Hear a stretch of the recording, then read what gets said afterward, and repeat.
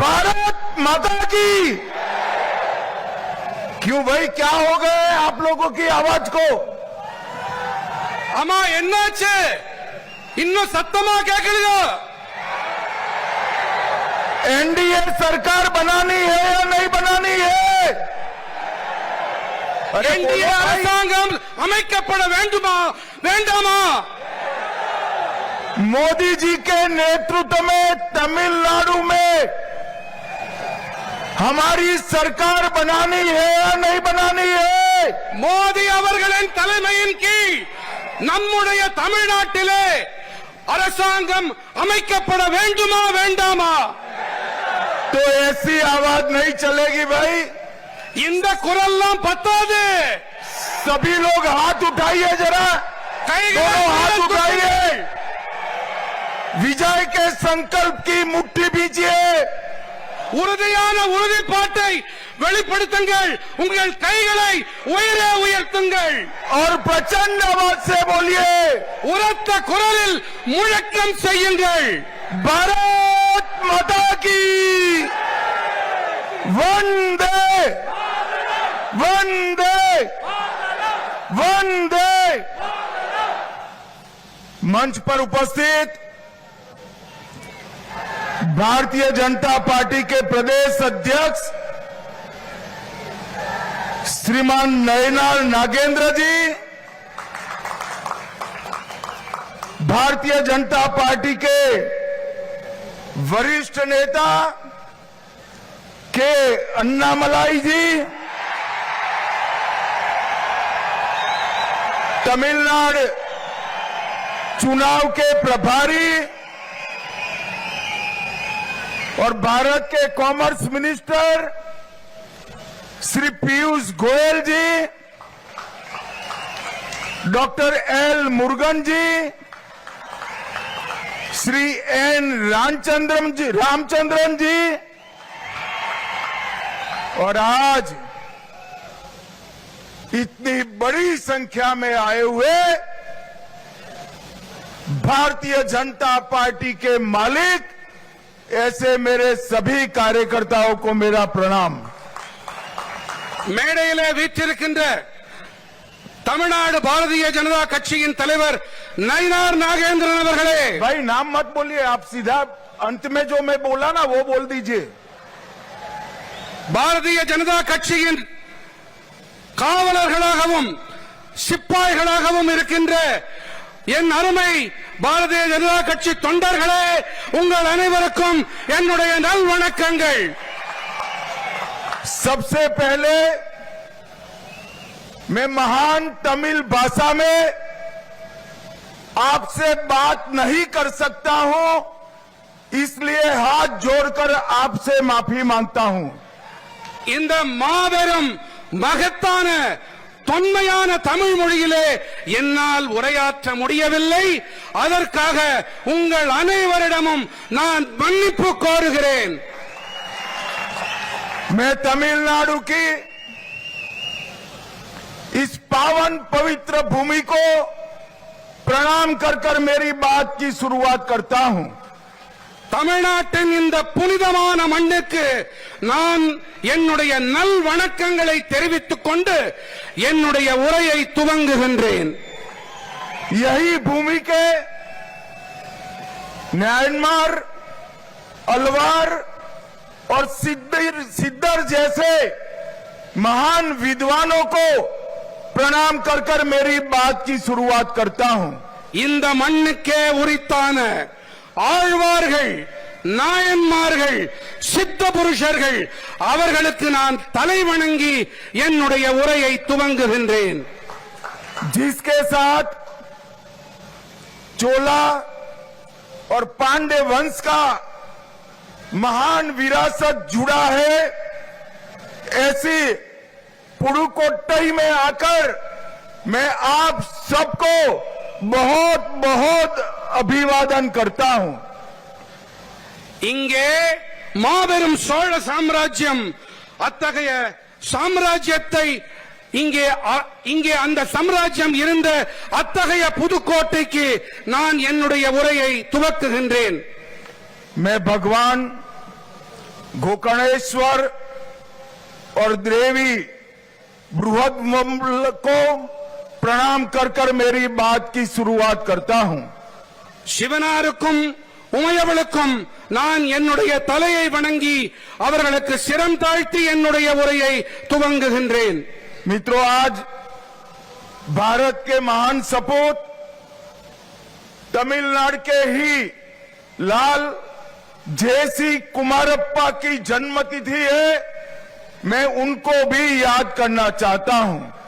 தமிழ்நாட்டின் மகத்தான புதல்வன் இந்த மண்ணின் மைந்தன் ஜேசி குமரப்பா அவர்களுக்கும் அவர்களுடைய பிறந்த நாளை ஒட்டி நான் என் நினைவலைகளை சமர்ப்பிக்கின்றேன்। मित्रों, आज हमारे प्रदेश अध्यक्ष नयनार नागेंद्र जी की यात्रा का समारोह है। ये समारोह में आए हुए सभी कार्यकर्ताओं को मैं विश्वास दिलाना चाहता हूं कि अप्रैल 2026 में तमिलनाडु में एनडीए की सरकार बनने जा रही है। தமிழகம் தலை நிமிர தமிழனின் பயணம், இந்த பயணத்தை மேற்கொண்ட தமிழ்நாடு பாரதிய ஜனதா கட்சியின் தலைவர் நயினார் நாகேந்திரன் அவர்கள் இந்த நிறைவு விழாவுக்கு ஏற்பாடு செய்திருக்கிறார்। இந்த நிறைவு விழாவிலே நான் ஒரு விஷயத்தை கூறிக்கொள்ள விரும்புகிறேன்। ஏப்ரல் மாதம் 2026 தேதி இங்கே தமிழ்நாட்டிலே பாரதிய ஜனதா கட்சியின் என்டிஏ தலைமையிலான இங்கே ஆட்சி மலரும்। मित्रों, मैं आज इस विराट सभा के माध्यम से तमिलनाडु की जनता का भी आह्वान करना चाहता हूं कि आइए नरेंद्र मोदी जी के नेतृत्व में भारत की विकास यात्रा में हम हमारे तमिलनाडु को भी जोड़ दें। இங்கே இந்த மாபெரும் அவையின் வாயிலாக நான் தமிழ்நாட்டைச் சேர்ந்த மக்களுக்கும் அறைகூவல் விடுக்கிறேன்। வாருங்கள், மாண்புமிகு பாரத பிரதமர் நரேந்திர மோடி அவர்களின் தலைமையின் கீழ் நாம் அணிவகுப்போம்। பாரதத்தின் வளர்ச்சி பாதையிலே, வளர்ச்சி பயணத்திலே இந்த பயணம் நிறைவு பயணத்தின் வாயிலாக நாம் அதில் பங்கு பெறுவோம்। मित्रों, इस यात्रा ने 12 अक्टूबर से आज तक लगभग पूरे तमिलनाडु में जनसंपर्क के कार्यक्रम किए हैं। இந்த தமிழகம் தலை நிமிர தமிழனின் பயணம், இந்த பயணம் அக்டோபர் மாதம் 12ஆம் தேதி துவங்கியது। இதிலே கிட்டத்தட்ட தமிழ்நாட்டைச் சேர்ந்த அனைத்து மட்ட மக்களோடும் இங்கே தொடர்பு கொள்ளப்பட்டிருக்கிறது।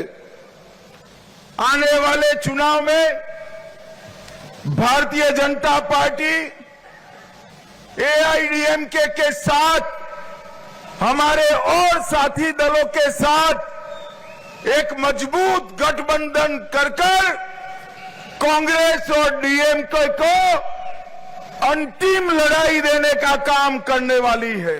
இனி வரவிருக்கின்ற நாட்களிலே காதல் விழுதா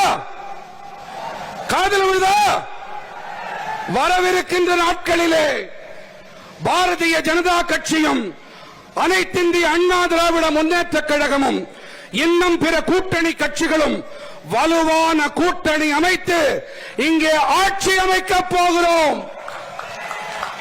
हर मोर्चे पर डीएमके सरकार विफल गई है। எப்பாடுபட்டாவது எப்படியாவது இந்த திராவிட முன்னேற்ற கழக கூட்டணி ஆட்சியை நாம் ஒழித்தே தீருவோம், முடிவு கட்டியே தீருவோம்। पूरे भारत में सबसे करप्ट गवर्नमेंट अगर कहीं पर है तो दुर्भाग्य से वो तमिलनाडु में है। மக்களே, ஒரு விஷயத்தை கொஞ்சம் கவனமா கேளுங்க। ஒட்டுமொத்த பாரதத்திலும் எங்கேயாவது மிகப்பெரிய ஊழல் நிறைந்த கட்சி, மிகப்பெரிய ஊழல் நிறைந்த ஆட்சி என்று சொன்னால் அது தமிழ்நாட்டின் திராவிட முன்னேற்ற கழக ஆட்சிதான். भाई साहब मैं बोलूं इतना ही बोलिए आप, तमिलनाडु सरकार बोला तो इतना ही बोलिए आप। अपने घोषणा पत्र का सबसे कम वादों को पूरा करने वाली कोई सरकार है तो तमिलनाडु में डीएमके सरकार है। தேர்தல் அறிக்கையிலே மிக குறைவான அளவு வாக்குறுதிகளை நிறைவேற்றி இருக்கிற கட்சி என்றால் அது திராவிட முன்னேற்ற கழகத்தின் இந்த ஆட்சிதான். तमिलनाडु के अंदर तमिलनाडु के माताओं बहनों की कोई सुरक्षा की गारंटी नहीं है। தமிழ்நாட்டிலே தாய்மார்கள் சகோதரிமார்களுக்கு எந்தவித பாதுகாப்பும் இன்று இல்லை. मित्रों, तमिलनाडु सरकार का एकमात्र उद्देश्य है स्टालिन जी के बेटे उदयनिधि को मुख्यमंत्री बनाना। தமிழ்நாடு அரசின் ஒரே நோக்கம் என்று சொன்னால் அது மு.க. ஸ்டாலின் அவர்களுடைய மகன் உதயநிதி ஸ்டாலின் அவர்களை முதலமைச்சராக்குவது மட்டும்தான். मैं आज तमिलनाडु की जनता को कहने आया हूं, तमिलनाडु के अंदर अब ये परिवार की राजनीति को समाप्त करने का समय आ गया है। தமிழ்நாட்டின் மக்களிடம் நான் ஒன்றை கூறிக்கொள்ள விரும்புகிறேன். ஒரு குடும்ப ஆட்சி அதற்கு முடிவு கட்டியே தீர வேண்டும். அதற்கான நேரம் வந்துவிட்டது. पहले करुणानिधि जी, फिर स्टालिन जी और अब उदयनिधि। स्टालिन बाबू, आपका ये स्वप्न पूरा नहीं होने वाला है। முதலிலே கருணாநிதி அவர்கள், பிறகு மு.க. ஸ்டாலின் அவர்கள், பிறகு உதயநிதி ஸ்டாலின் என்று திட்டம் போடுகிறீர்களே. ஸ்டாலின் அவர்களே, உங்களுடைய கனவு மெய்யாகாது. मित्रों, इस बार दीवार पर लिखा हुआ मैं पढ़ पाता हूं कि अप्रैल 2026 में तमिलनाडु में एनडीए सरकार बनने जा रही है। மக்களே, இந்த முறை சுவற்றிலே தெளிவாக இந்த சித்திரம் காணப்படுகிறது. 2026 கண்டிப்பாக என்டிஏ தேசிய ஜனநாயக கூட்டணியின் ஆட்சிதான் அமையப் போகின்றது. एआईएडीएमके और भारतीय जनता पार्टी का अलायंस नेशनल अलायंस है। அகில இந்திய அண்ணா திராவிட முன்னேற்ற கழகம், பாரதிய ஜனதா கட்சி, இந்த கூட்டணி இது ஒரு வெற்றி கூட்டணி. हम 1998 में साथ में चुनाव लड़े। 1998 1998 நாம் ஒன்றாக இணைந்து தேர்தலில் போட்டியிட்டோம். हम 2019 लोकसभा चुनाव भी साथ में लड़े। 2019 ஆண்டு தேர்தலிலும் நாம் ஒன்றாக இணைந்து தேர்தலில் களம் கண்டோம். हम 2021 का चुनाव भी साथ में लड़े।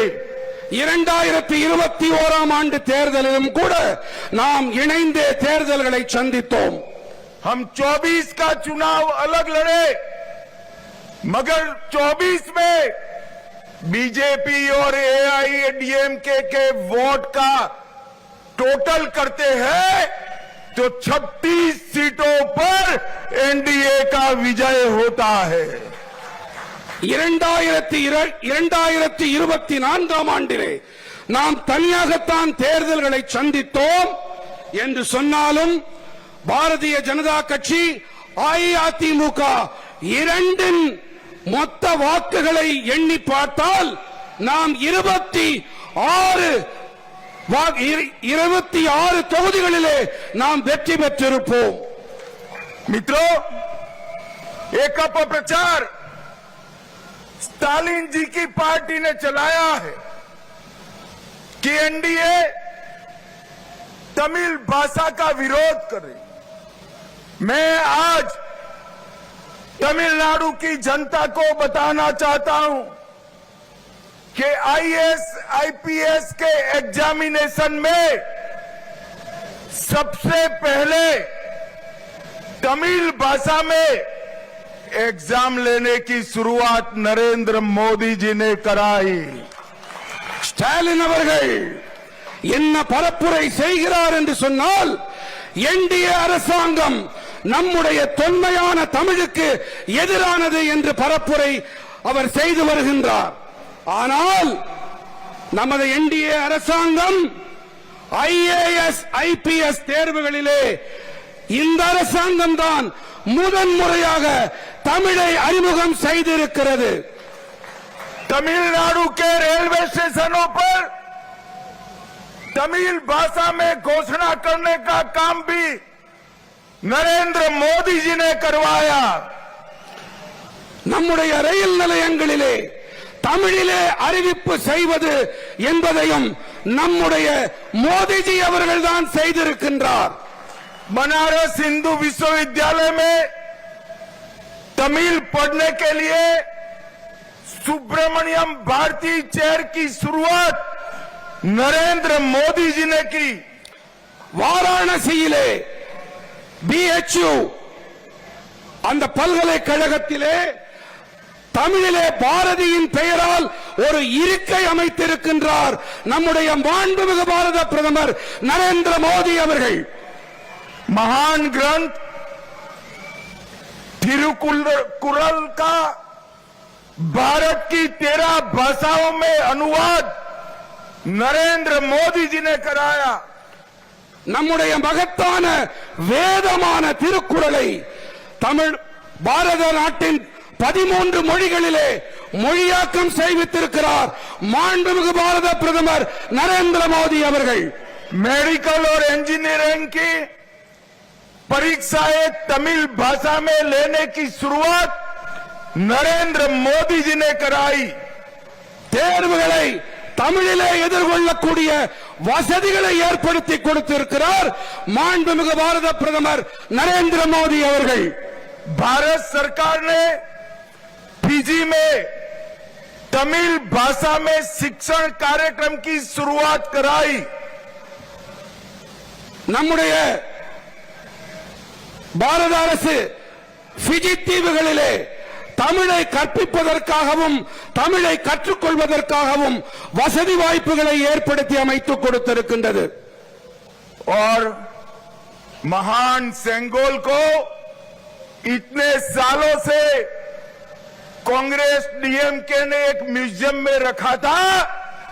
नरेंद्र मोदी जी ने सेंगोल को पार्लियामेंट में स्थापित करने का काम किया।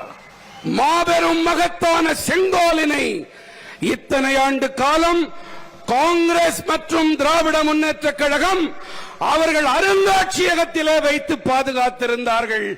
ஆனால் நம்முடைய பாரத பிரதமர் மாண்புமிகு நரேந்திர மோடி அவர்கள்தான் அதனை இன்று நாடாளுமன்றத்திலே வைத்து அழகு பார்க்கிறார். अभी अभी भारत के उपराष्ट्रपति पद पर हमारे श्रीमान राधाकृष्णन जी को चुनकर लाने का काम भी बीजेपी और नरेंद्र मोदी जी ने किया। நம்முடைய துணை குடியரசுத் தலைவராக தமிழரான சிபி ராதாகிருஷ்ணன் அவர்களையும் பதவியில் அமர்த்தி அழகு பார்த்திருக்கிறார் நம்முடைய பாரத பிரதமர் மாண்புமிகு நரேந்திர மோடி அவர்கள். भाइयों बहनों, एडीएम के सरकार भ्रष्टाचार का पर्याय बन चुकी है। சகோதர சகோதரிகளே, இந்த திராவிட முன்னேற்ற கழக அரசும் ஊழலுக்கான எடுத்துக்காட்டு, ஊழலுக்கான அடையாளம் என்றாகிவிட்டது. उनके एक मंत्री जेल में जाने के बाद भी 243 डेज तक उनको मंत्री पद पर बिठाए रखा। அவர்களுடைய ஒரு அமைச்சர் சிறைச்சாலைக்கு சென்ற பிறகும் கூட சற்றேறக்குறைய 248 நாட்கள் வரை அவர் அமைச்சராக தொடர்ந்தார்। भाइयों बहनों, एक नेता का नाम कैश फॉर जॉब घोटाले में आया है। Cash for job scam. ஒரு தலைவருடைய பெயர் எந்த அளவுக்கு அவப்பெயராகி இருக்கின்றது என்றால் பணம் வாங்கிக் கொண்டார் என்ற ஊழலிலே அவர் சிக்கி இருக்கின்றார்। एक नेता का नाम मनी लॉन्ड्रिंग के स्कैम में आया है। மணி லாண்டரிங் என்று சொல்லக்கூடிய கருப்பு பணத்தை வெள்ளையாக்கக்கூடிய ஒரு செயல்பாட்டிலும் ஒரு தலைவரின் பெயர் அடிபடுகிறது। एक नेता का नाम रेत खनन के घोटाले में स्कैम में आया है।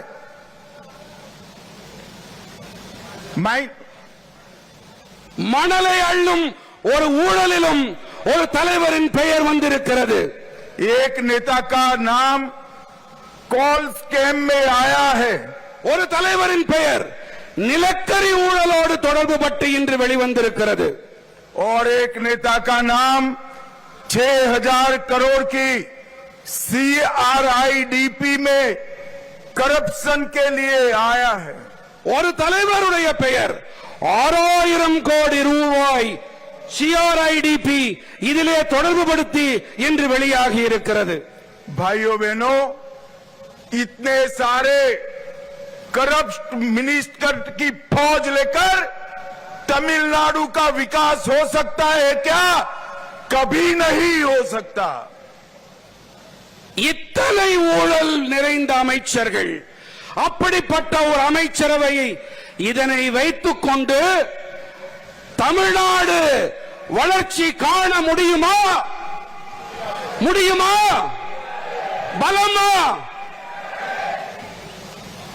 तमिलनाडु की हर योजना पर 20% करप्शन के कट मनी का लोड है। தமிழ்நாட்டிலே 20% முதலில் எனக்கு கட்டிங் கொடுக்க வேண்டும், என்னை நீ கவனித்துக் கொள்ள வேண்டும் என்ற நிலைமை நிலவுகிறது। पूरा तमिलनाडु का बजट केवल कर्ज और शराब की कमाई पर चल रहा है। ஒட்டுமொத்த தமிழ்நாடு அரசின் வரவு செலவு திட்ட அறிக்கை டாஸ்மாக் சாராயம் மற்றும் கடனில் மட்டும்தான் இயங்குகிறது। भाइयों बहनों, तमिलनाडु सरकार वादा खिलाफी करने वाली सरकार है। इनके शासन में कर्मचारी भी सड़क पर आने के लिए मजबूर हुए हैं। சகோதர சகோதரிகளே, தமிழ்நாடு அரசாங்கம் எத்தனை மோசமானது என்று சொன்னால் அரசு ஊழியர்கள் தெருவில் இறங்கி போராடக்கூடிய ஒரு அவல நிலைமை நிலவுகிறது। जब सफाई कर्मचारी प्रदर्शन करते हैं, उन पर लाठियां चलाई जाती हैं। துப்புரவு பணியாளர்கள் போராட்டத்திலே ஈடுபட்டால் அவர்கள் மீது தடியடி நடத்தப்படுகின்றது। स्कूल शिक्षक रोड पर आते हैं तो 1300 महिला शिक्षिका को जेल में डाल दिया जाता है।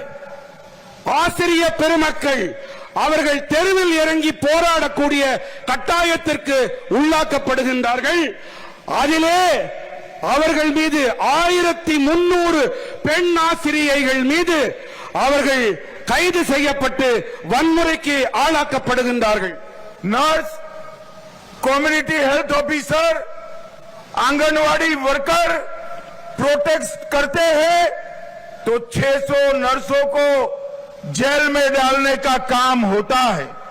ஆங்கன்வாடி பணியாளர்கள் போன்ற அரசு பணியாளர்கள் போராட்டத்திலே இறங்கினால் அவர்கள் உடனடியாக சிறைச்சாலைகளுக்கு அனுப்பப்படுகின்றார்கள்।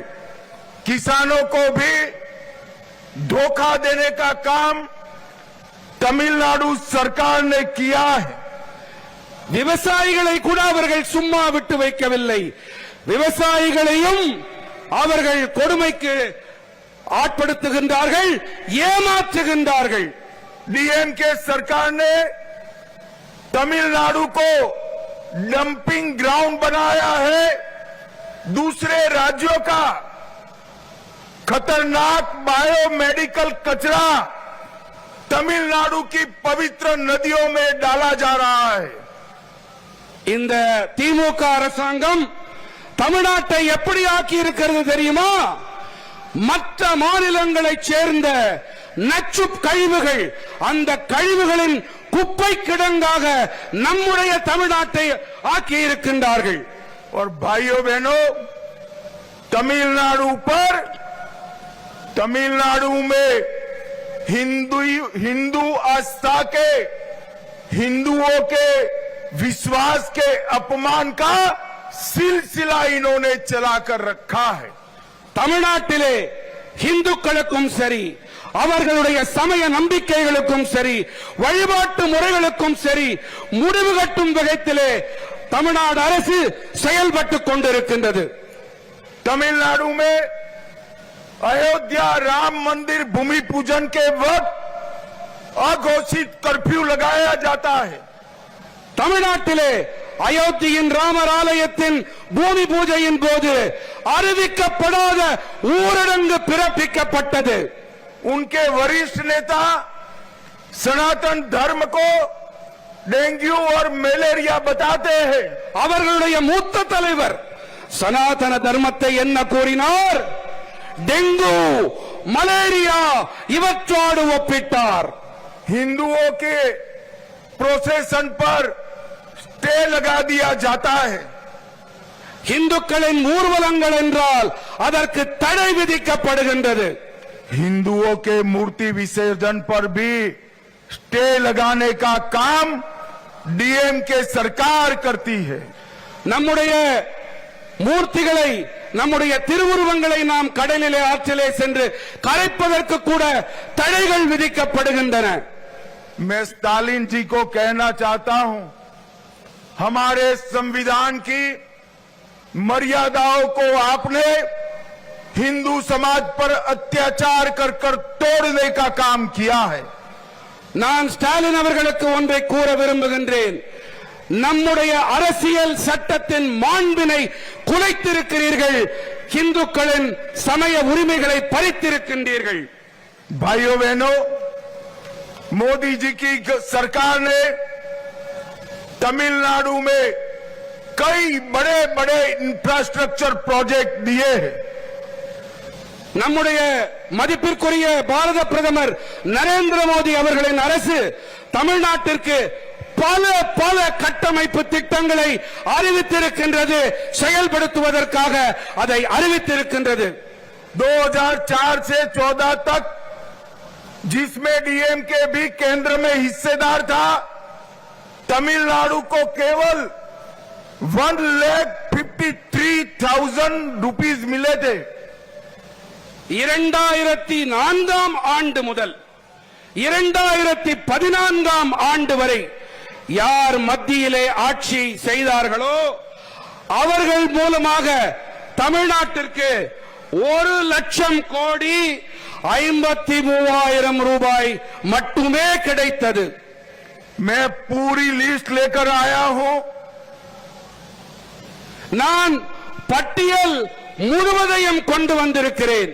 2004 से 14 में 1,53,000 करोड़ के सामने नरेंद्र मोदी जी ने 2014 से 24 में 11 लाख करोड़ रुपीस देने का काम किया है। ஒரு ஒப்பீடு செய்வோமா? ஒப்பீடு செய்யலாமா? 2004 முதல் 2014 வரை 1,00,000 கோடி 53,000 ஒரு பக்கம். 2014 முதல் 2024 மாண்புமிகு பாரத பிரதமர் நரேந்திர மோடி அவர்கள் தமிழ்நாட்டிற்கு கொடுத்திருக்கக்கூடிய தொகை 11 லட்சம் கோடி. मित्रों, 2024 से नरेंद्र मोदी जी के नेतृत्व में एनडीए की एक प्रचंड विजय यात्रा चल रही है. 2024 துவங்கி மோடி அரசு மாபெரும் வெற்றி பயணத்தை தொடர்ந்து நடத்தி கொண்டு வருகின்றது. 2024 में हमारे नेता नरेंद्र मोदी जी तीसरी बार प्रधानमंत्री बने. 2024 ஆண்டு நமக்கு மிகவும் பிரியமான நரேந்திர மோடி அவர்கள் 3வது முறையாக நாட்டின் பிரதமராக பொறுப்பெடுத்துக் கொண்டார். 2024 में ओडिशा में पहली बार बीजेपी सरकार बनी. 2024 ஆண்டிலே முதன்முறையாக ஒரிசாவிலே நம்முடைய பாரதிய ஜனதா கட்சி ஆட்சி அமைத்தது. 2024 में ही आंध्र प्रदेश में एनडीए की सरकार बनी. 2024 கூட ஆந்திர பிரதேசத்திலே என்டிஏ அரசினுடைய அரசாங்கம் அங்கே அமைக்கப்பட்டது. 2025 में हरियाणा में तीसरी बार भारतीय जनता पार्टी की सरकार बनी. 2025 ஹரியானாவிலே 3வது முறையாக பாரதிய ஜனதா கட்சி ஆட்சியை பிடித்தது. 2025 में तीसरी बार महाराष्ट्र में भारतीय जनता पार्टी और एनडीए की सरकार बनी. அதே போல 2025 ஆண்டிலே மகாராஷ்டிரத்திலே பாரதிய ஜனதா கட்சி என்டிஏ கூட்டணி 3வது முறையாக ஆட்சியை பிடித்தது. 2025 में 27 साल बाद दिल्ली में हमारी सरकार बनी. 2025 ஆண்டிலே 27 ஆண்டுகளுக்கு பிறகு மாநகர் தில்லியிலே பாரதிய ஜனதா கட்சி ஆட்சி அமைத்தது. हमने बिहार में 2025 में इंडी अलायंस का सुपड़ा साफ कर दिया. 2025 பீகார் மாநிலத்திலே இண்டி கூட்டணி மண்ணை கவ்வியது. और भाइयों और बहनों, अब बारी है तमिलनाडु और बंगाल की. நண்பர்களே, முக்கியமா கேளுங்க. இப்போ 2026 இப்போ தமிழ்நாட்டோட முறை. बंगाल भूल गए आप. வங்காளம், தமிழ்நாடு இப்பொழுது நம்முடைய முறை. आज हम सब ने इस कार्यकर्ता महासंगम से एक संकल्प लेकर जाना है. இங்கே இந்த அவையிலே இங்கே குழுமி இருக்கக்கூடிய நம்முடைய காரியகர்த்தர்கள் ஒரு உறுதிப்பாட்டை மேற்கொண்டு நாம் இங்கிருந்து பயணிக்க வேண்டும். 2024 और 25 भारतीय जनता पार्टी के विजय के साल रहा. 2026 में तमिलनाडु और बंगाल में प्रचंड बहुमत से एनडीए की सरकार बनानी है. 2024-25 நாடு முழுமையும் பாரதிய ஜனதா கட்சியோடு பயணித்தது. 2026 மேற்கு வங்கம் மற்றும் தமிழ்நாடு இங்கே நாம் பெரும்பான்மையை பெற வேண்டும். भाइयों बहनों, मुझे बताइए, आप सभी लोग इसके लिए तैयार है क्या? சகோதர சகோதரிகளே, என்னிடம் ஒன்றை கூறுங்கள், வாக்களியுங்கள். இதற்கு நீங்கள் அனைவரும் தயாரா? உரக்க சொல்லுங்கள். இன்னும் ஜாஸ்தி. ஜார்ஜ் கோட்டையை எட்ட வேண்டும். मेरे साथ दोनों हाथ उठाइए. उठाइए जरा दोनों हाथ. तमिलनाडु में एनडीए सरकार बनाने के संकल्प की मुट्ठी बींचे और प्रचंड आवाज से बोलिए, भारत माता की वंदे वंदे वंदे। आप सभी का बहुत बहुत धन्यवाद। नमस्कार।